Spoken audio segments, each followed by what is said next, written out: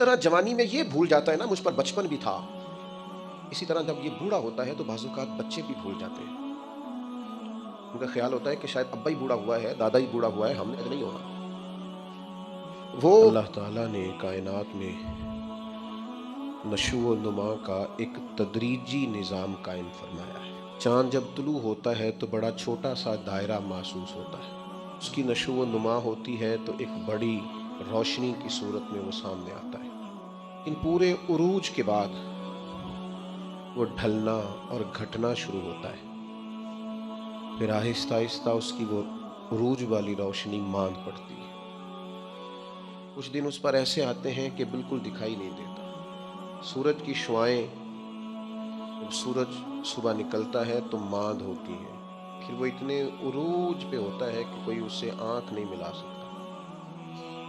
लेकिन शाम को फिर वो अपने ज़वाल को देखता है। दरख्त छोटे से पौधे की सूरत में होता है।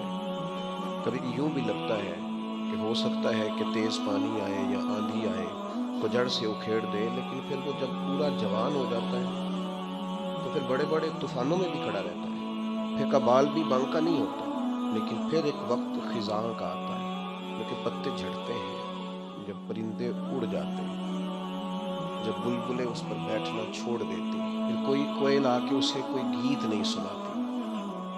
झड़ के मौसम में, ज़वाल के दिनों में बहुत सारी आवाज़ों और बहुत सारे मेहमानों को तरसता है। अल्लाह ताला का हिकमत का निज़ाम है, उसने तदरीज की है इस नशो व नुमा में।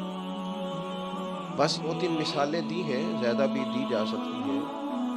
इसी तरह अल्लाह ताला ने हज़रत इंसान को भी पैदा किया है। वो जवान आदमी जो मेहनत मजदूरी करता है, भागता है, आता है, जाता है, रिज़्क़ कमाता है तो कईयों को पालता है।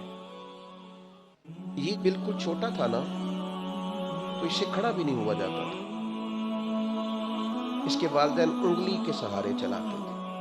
आज जो कईयों को खिलाता है कम के अल्लाह की तौफीक से, एक वक्त ये था कि ये अपने हाथ से लुक़मा उठा के मुंह में नहीं डाल सकता था। माँ बाप इसके मुंह में लुक़मे डालते थे।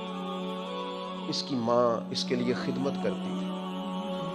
फिर वो उरूज मिला, फिर उसको बाकपन मिला, फिर उसने दुनिया देखी, फिर उसने दौड़ना भागना देखा, फिर उसने बड़ी बड़ी गाड़ियां चलाई, फिर उसने बड़ी बड़ी ट्रेनें चलाई, फिर वो पायलट बना और एक बड़ा जहाज मनो टनों के हिसाब से वजन लेके ये अल्लाह ने इसके कब्जे में दिया। ये लेके गया भी, ये लेके आया भी। जवानी उरूज वाली अल्लाह ने अता की, लेकिन फिर वक्त ढला, फिर वापसी शुरू हुई। काले बाल सफेद हुए, सीधी कमर टेढ़ी होने लगी, ते हुए घुटनों में दर्द रहने लगा। ये अल्लाह का तदरीजी निज़ाम है। जवानी के बाद बुढ़ापा आया। तकलीफ वाला मामला ये है कि वही शख्स जिस तरह अल्लाह माशाअल्लाह जवानी में खुद भूल गया था कि मुझ पर कभी बचपन भी था, मैं कभी कमजोर भी था। हल अता अलल इंसान हीनुम मिनद दहरी लम यकुन शैय्यन मज़कूरा। इंसान पर एक वक्त वो भी तो गुजरा है जब ये कोई काबिल जिक्र चीज ही नहीं था, इसका नाम तक नहीं था। तरह जवानी में ये भूल जाता है ना मुझ पर बचपन भी था, इसी तरह जब ये बूढ़ा होता है तो बाज़-औक़ात बच्चे भी भूल जाते हैं। उनका ख्याल होता है कि शायद अब्बा ही बूढ़ा हुआ है, दादा ही बूढ़ा हुआ है, हमने आज नहीं होना। वो बड़ी जल्दी बूढ़ों को स्क्रैप का माल बना देते हैं।